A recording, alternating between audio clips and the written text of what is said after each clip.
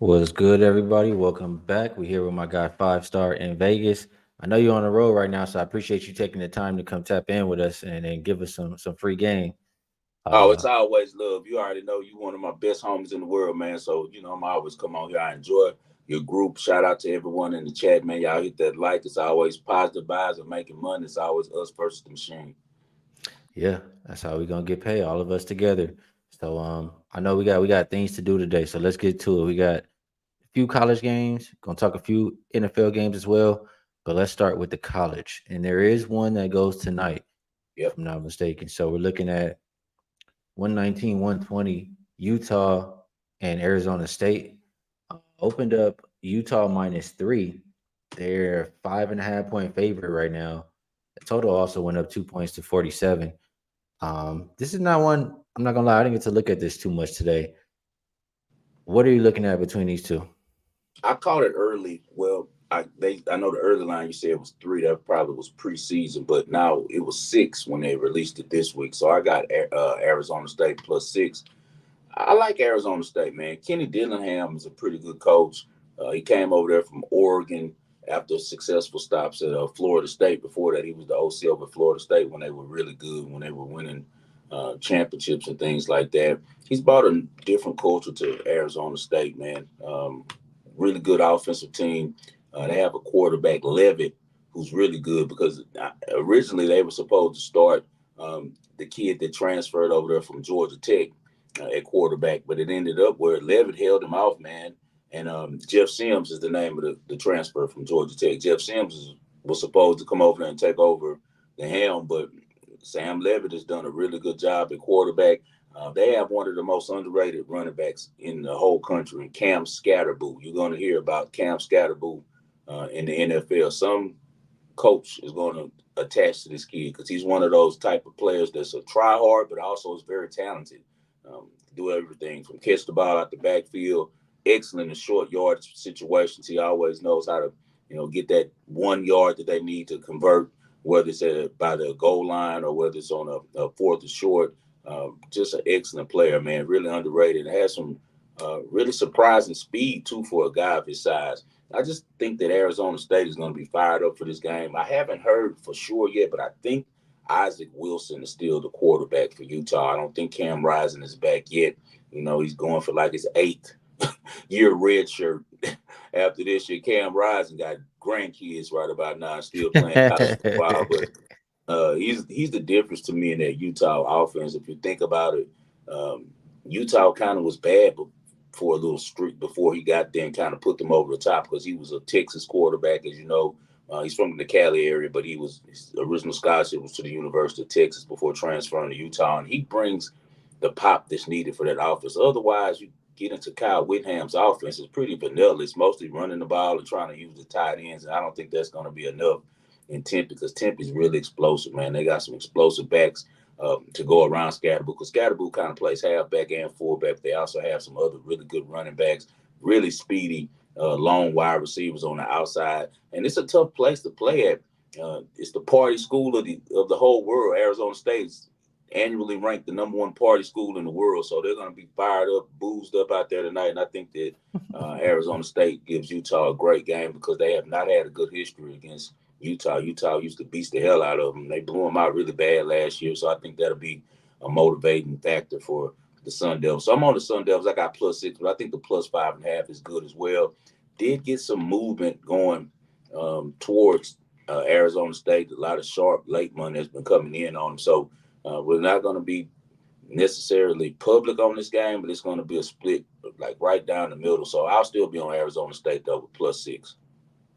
All right, Five Star thinks that the points are worth taking in this game, and I will be rolling with him. I'll see. Maybe he'll move. I mean, I'll monitor this line. Maybe he'll go back up. I can get a 6, but we're looking at Arizona State for this one, and we'll move down the list. It's not in Arizona for this game, but we Yeah. have Arizona University at BYU, and it was at 4.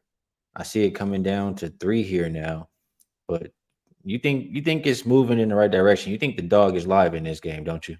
Oh yeah, I already took them +4, and I also have the Wildcats at +180. if you guys follow the wagering world, I've been a big fan of Arizona Wildcats. We went on a run with them last year, man. We made so much money. I think after October last year with the Arizona Wildcats, man, and it all boils down to the quarterback wide receiver combination of Fafita, who's the quarterback, a little bit undersized, but man, he's a hell of a player. He's really strong, really accurate, like a Russell Wilson sized player, man, and kind of plays a little bit like Russ, but he's more accurate in the passing game than Russ was when he was in college at NC State. What's good, Jose? How you doing, man? And so, at the end of the day, I think that Arizona's a much more talented team than them. His number one target is Terrio McMillan. I think that Terrio McMillan has a chance to be the top receiver coming out the draft this season. They did lose their head coach, Jed Fish. I called him the Fighting Fishes last year because Jed Fish, I saw him kind of build that thing up and build that program, and then he takes the bigger check and goes to Washington, to Seattle, to lead the University of Washington because their head coach, as you know, Kalen DeBoer went to Alabama.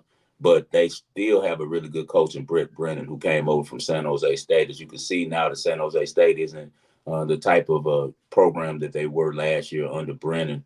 I really think Arizona can win this game money line. I do like Sataki, who's the coach for BYU, but he's one of those coaches that always has teams playing over their head. Like they're playing a lot better than the talent that's on the field.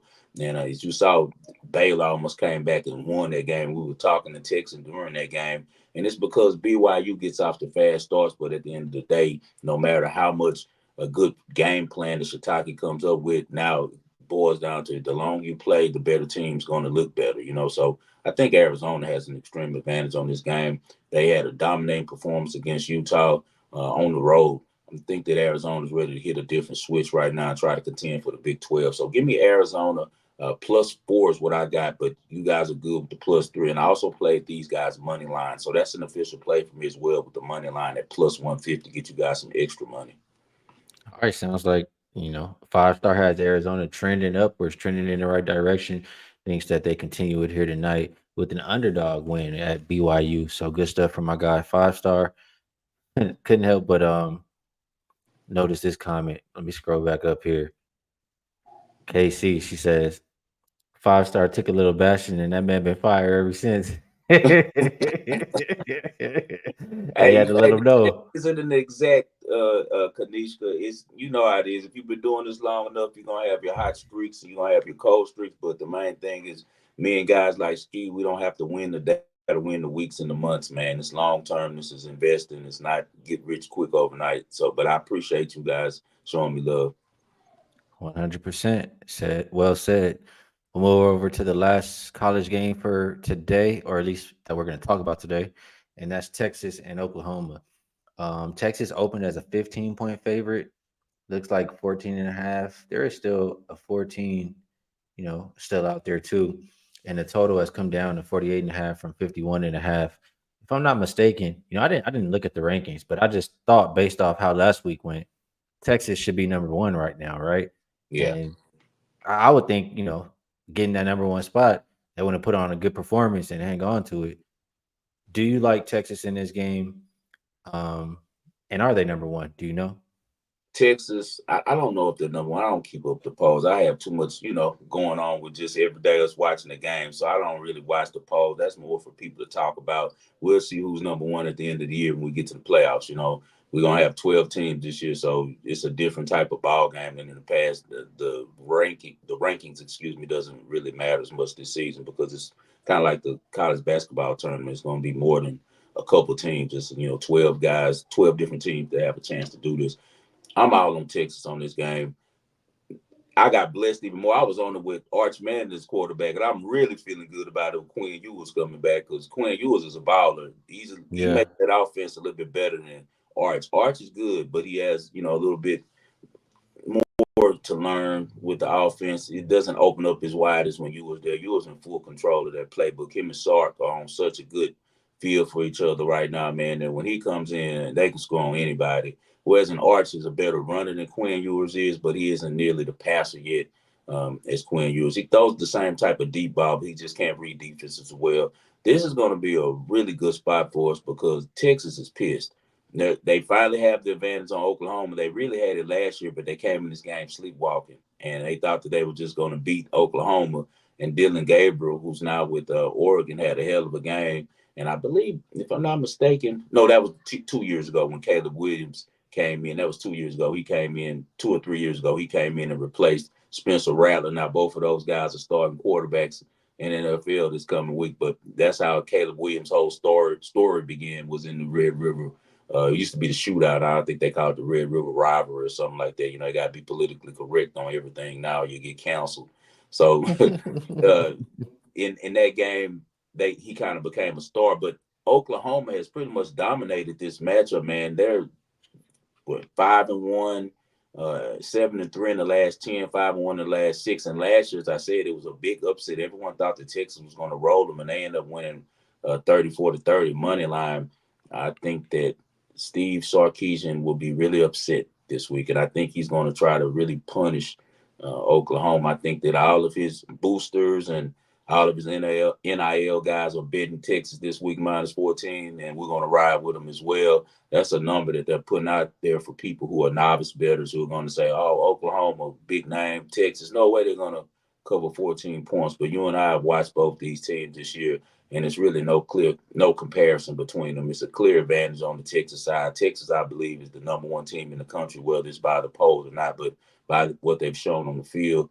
Outstanding trip to Michigan where they really looked good. They got Georgia coming in a couple weeks to Austin. You know, I bet that one as a look ahead, and took Texas to win that game and with the points way before the season started, because I anticipated the type of defense Texas was going to have this year to go along with outstanding weapons on offense and a really good trigger man in Quinn Ewers. And now we got the motivation factor. Also on our side, we got going at Oklahoma.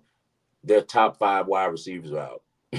So who are they going to throw it to? You know, this isn't the pros where you have, after 5 guys go out, you can go to the practice squad and get another pro. These are probably going to be some walk-ons now playing for them at wide receiver. The quarterback is a freshman. He just took over for another young guy, Arnold Jackson, who he replaced. I think Arnold Jackson's going to transfer now. They have a freshman in. This is going to be too big a spot for him in the Cotton Bowl.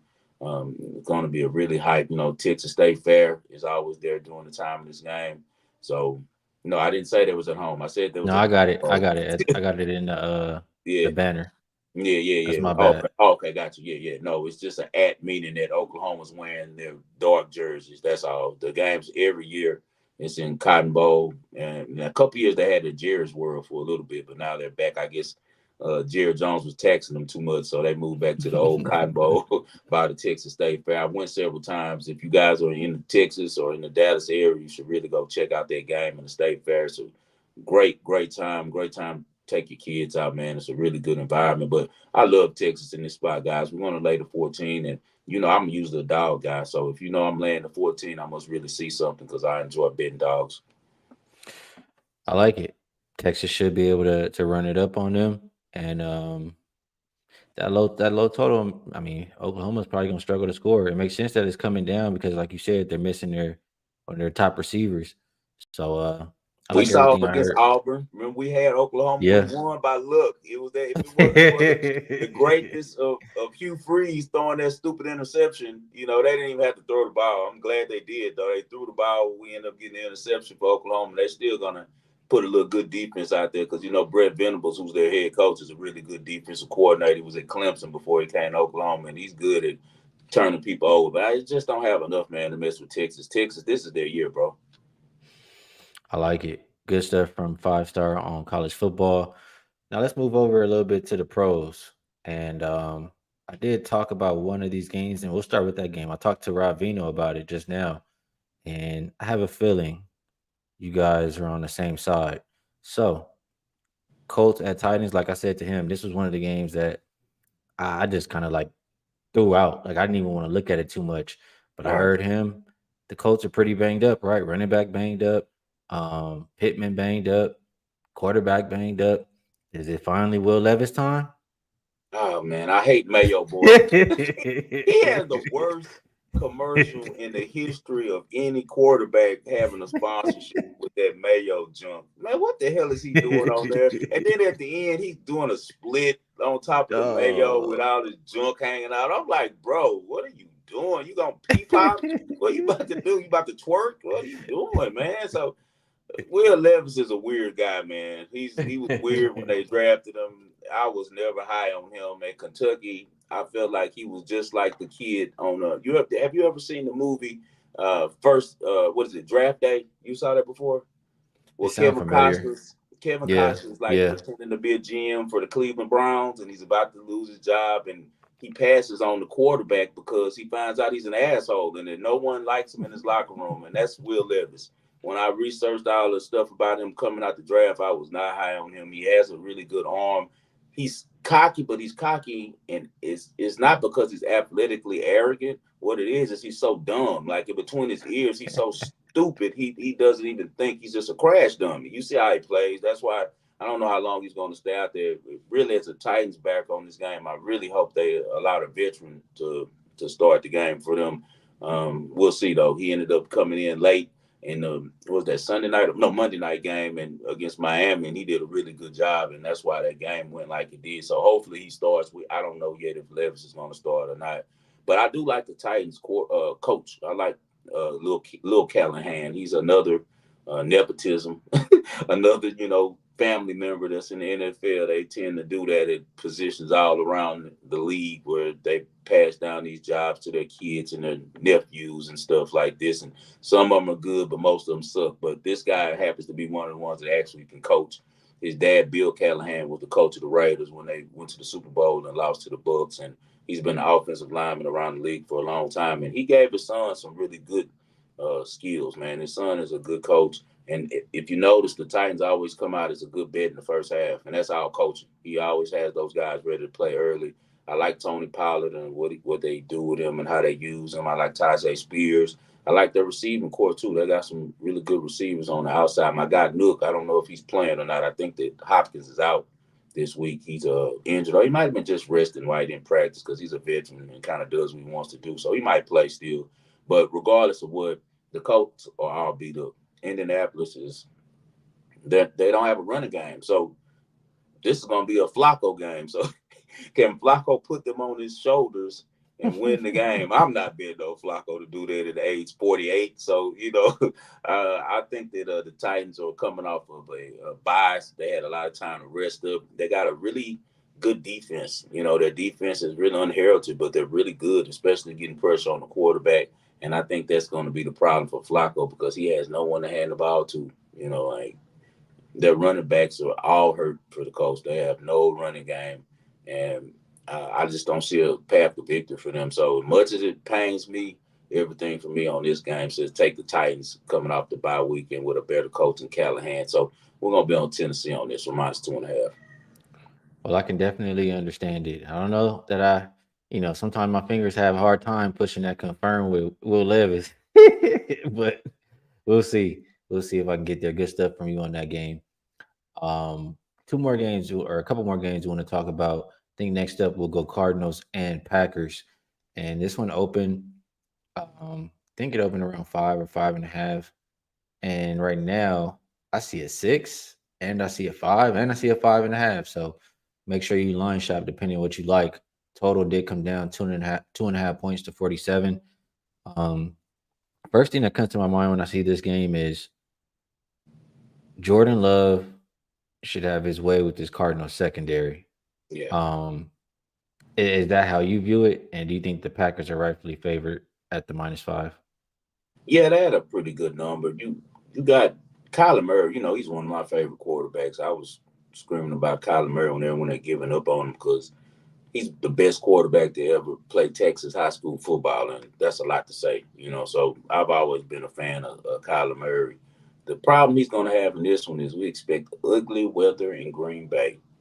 And we've seen before, remember my entire handicap on the playoff game when the Packers went to the 49ers and should have won that game was the weather. That Brock Purdy was going to struggle throwing in the rain, and Jordan Love wasn't because they practice all the time in inclement environment in Green Bay. Same thing in this one. You're going to see Green Bay looking the same way they always look, even though it's ugly outside and it's rainy and windy and all of those things. And you're going to see Arizona fumbling and bumbling everywhere because they're a dome team playing in Arizona. They practice in the dome, and now they have to go outside on the turf to the majestic Lambeau Field, all its mystique and all that stuff. And it's just Green Bay's in a get right spot right now. Love is on his second week coming back, third week, excuse me, coming back as the quarterback. Last time they were there, they slipped against Minnesota. Not a really good performance. I don't think that Green Bay is a team that's trying to lose too many games at home. Lambeau is one of the better home field advantages.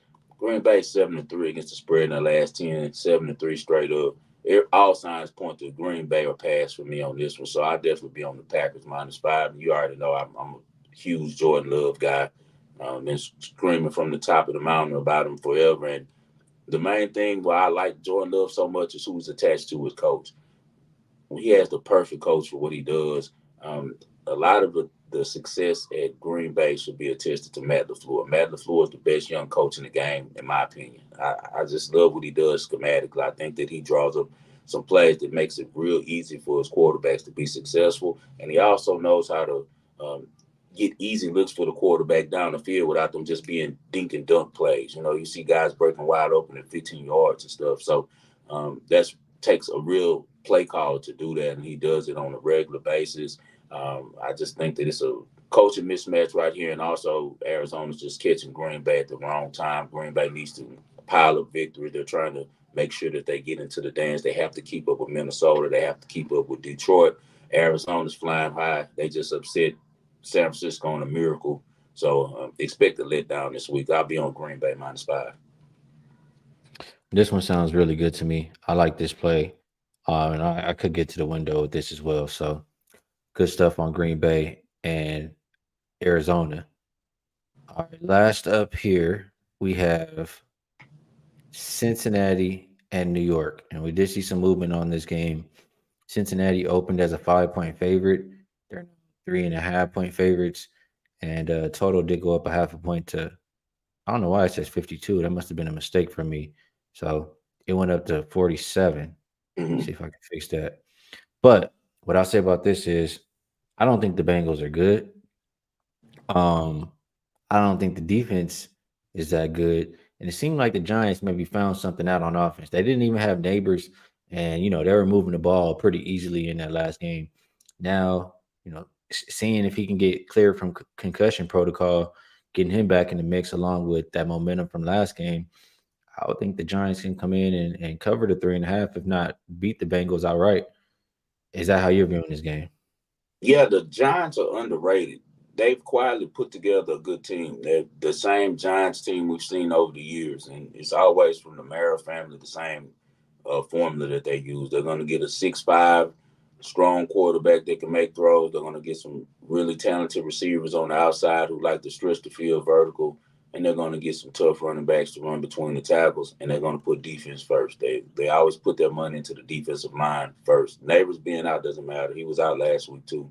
He was just at a Travis Scott concert last Yeah, night, so I he, saw him. he might play. They might end up letting him play because if you can sit in there and listen to all that loud music and with the lights flashing, you can play football. So I wouldn't be surprised if he played. But if he doesn't, it doesn't matter, man. He has. Don't get me wrong. He's like It's just like having a Mercedes. You got a Mercedes EQ.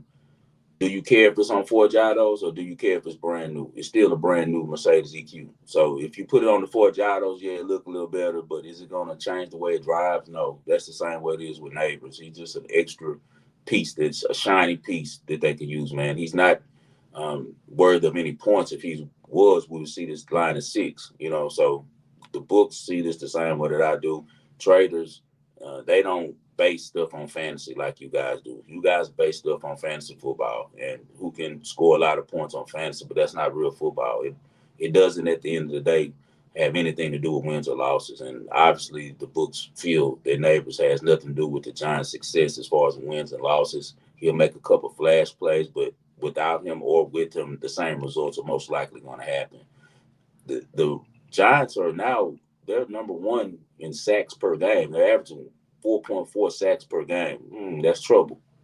They got for 7 last week, I'm pretty yes, sure. yeah, that's trouble, and they're also third in the league in fumbles caused, man. So you got to be careful if you're the Bengals.